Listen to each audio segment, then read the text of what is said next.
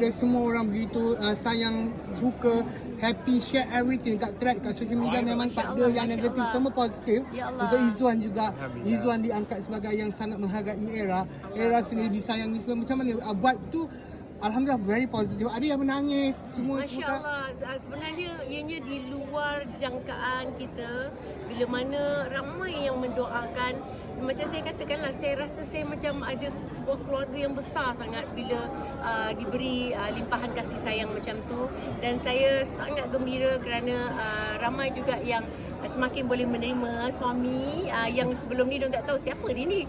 Biar betul dia nak apa sebenarnya. Ada banyak feedback yang saya terima yang agak negatif di awalnya, tapi bila dah mengenali Cik Izzuan, dia orang dah faham kenapa saya tertarik dengan Cik Izzuan. Jadi saya mohon doa, sebenarnya doa orang banyak yang bertemu jodoh.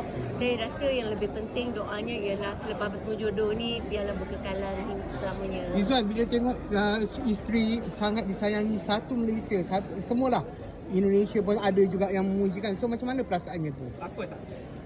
Haru tak? Terharu lah, dia more tu terharu. Maksudnya apa yang kita ni semalam saya nampak banyak bagi inspirasi kepada semua orang, kepada yang berkeluarga. Maksudnya kasih seorang ayah kepada seorang anak, kasih seorang ibu pada anaknya. Dan penyatuan tu rasanya agak dramatik lah kot. Itu yang membuatkan semua orang rasa ni kan sedih. Saya sendiri pun bila saya tengok balik pun saya pun sedih. Okay guys.